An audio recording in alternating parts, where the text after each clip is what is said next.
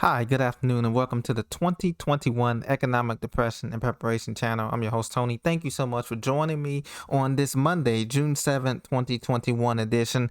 Welcome back, friends. I had been away. I hope you guys enjoyed the wonderful Memorial Day holidays with family and friends as everything seeks to reopen, the false reopening of this economy, but so be it. We're thankful to God and to be alive and to everyone. And I'm glad to be back with you to present with you more 100% true financial news. Please be sure to subscribe and tell your friends and neighbors.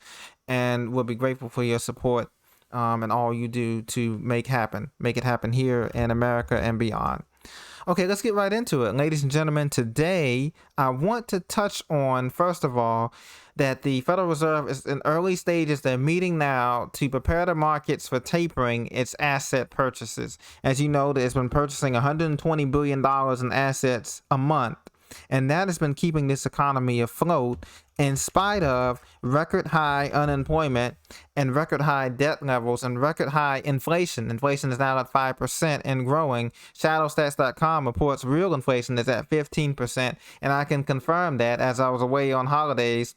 I can confirm the prices, and you can confirm too, the prices of gas, food, utilities. Even the prices of things like water and everything have gone up tremendously.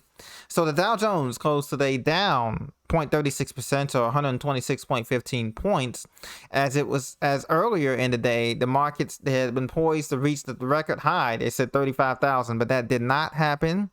And that's despite rallies by companies of AMC and GameStop and other things. So do you think tapering is going to happen, meaning the Fed is going to raise interest rates and cut back on these asset purchases? They say they plan on doing it later this year or early next year. My guess is that they'll do it January 22 and the first quarter of 22, and not this year, as the economy's already reeling from the effects of what's going on. Next, I want to talk about this labor shortage, guys. Have you heard about this? In the manufacturing sectors and the retail sectors, there have been talks on the media, at least. All the channels have been saying that they can't find workers, that there's not enough workers available. Now, automation has taken over, but I don't think automation has taken over that much where we don't have good-hearted Americans, women and men, ready to work, young men and women ready to work in our factories and in our manufacturing sector, in our oil and energy sector. They've been painting this picture that there's been a labor shortage. The weaker than expected April report fueled speculation of a labor shortage.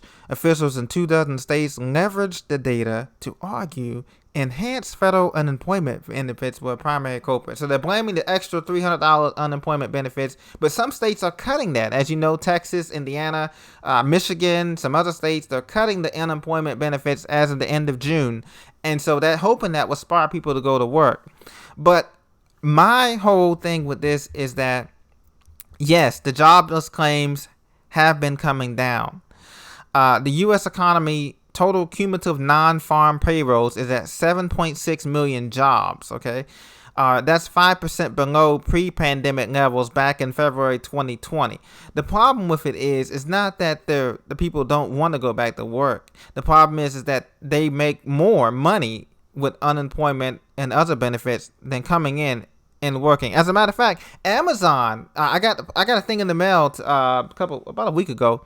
Amazon is offering $1,000 signing bonus to work in any of their warehouses. If you're interested, friends, please go to Amazon.com and type in $1,000 signing bonus if you're interested in that. But the conditions in these factories that they have, they're just working people like a dog over 12 hours, breaking labor laws. They're doing all kinds of things, as a monopoly that they are.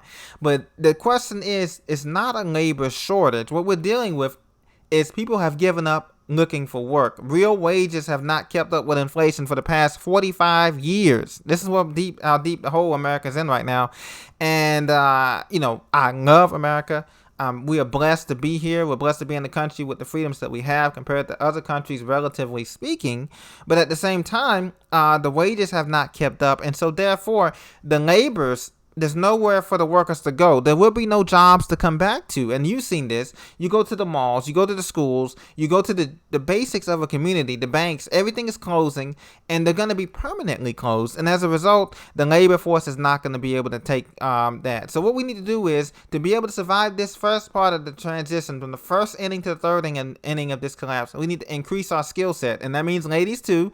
You need to not only start being a barista at Starbucks and all that, that's fine, and learn how to make coffee, but you need to start learning your skills such as skills that we had back in the day, basic skills, sewing and repair skills, making things last, learning how to cook. Guys, you need to go back to learning how to, grow your own food. Even if you live in an urban environment, you can still do urban gardening. If you know hydroponics, you can still learn how to operate various machinery and equipment, because this is what's going to save us as hyperinflation takes over America coming later on this year and into next year when the economy really goes down. Hyperinflation is going to increase, and that means we have to all of the back to basic skills that we need to get books like survival books. Start learning. Many of you of my generation, older generations, they have already know this stuff, but for the younger generations, I'm saying get books on survival books, get things that you're going to need, because these books are no longer going to be available in the next coming years as we transition into this automation and robotic AI economy. And we go deeper into the depression. It's things that's going to be absolutely valuable, because the real currency on the streets, ladies and gentlemen, the real currency on the streets is food, water, silver, gold, land. If you have any tangible skills, reading, writing, preparing somebody's resume, preparing somebody's taxes, those are real skills. So if you learn how to do it yourself, you can save yourself a whole lot of trouble, and also how to fix your car yourself, because you don't want to go to the mechanic.